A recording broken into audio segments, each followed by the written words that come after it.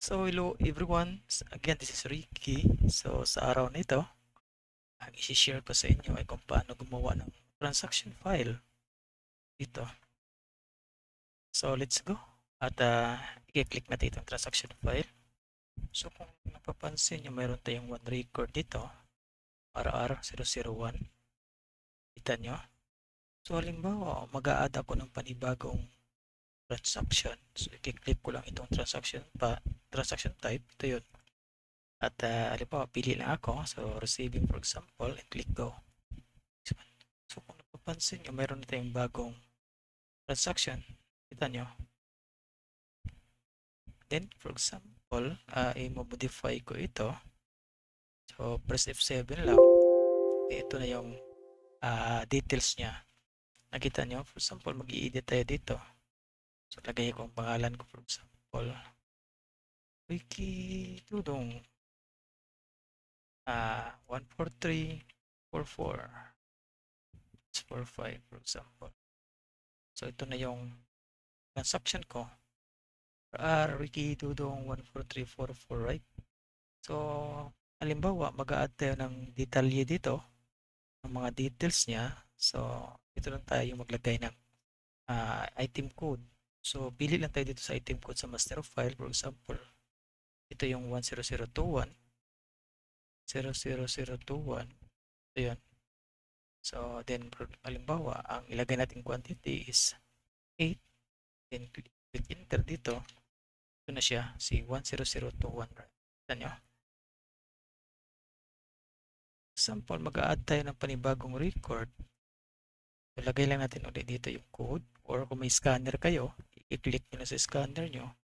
At kaagad papasok na dito. 0023 for example. Then, ang total quantity niya is 99. Then, click enter. So, ito na siya si 21 and 23, right? So, ito na siya. So, nilagyan natin halimbawa ng discount. I-discount ako ng 500. So, magiging 481 na ito. 481 or 481,000. Click save. Ito na siya. Then, halimbawa, natapos mo na lahat ng mga information dito. Or, for example, supposedly dapat may discount itong isa. So, lagyan mo ng discount. Halimbawa lang, ang discount niya is 40,000. Click save. So, magbabago din dito. Kikita nyo. So, binago ko ulit dito. Ginawa kong 40,000. Click save. Babago dito. Kita nyo. In case satisfactory na lahat ng mga information na nakalagay dito sa transaction, i-click mo lang itong print button. Ito yun. So, mag-create siya ng report. At ito yung report para sa transaction na ito.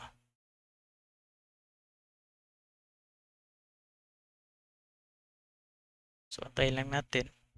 Ito na siya. Ito na yung report niya. Nakita nyo?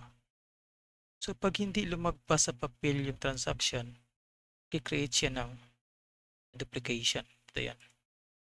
Kasi sayang naman kung isang papel din puputulin lang. So, para hindi masayang yung papel, ang ginawa ko ay duplicate yung information dito. Kita nyo.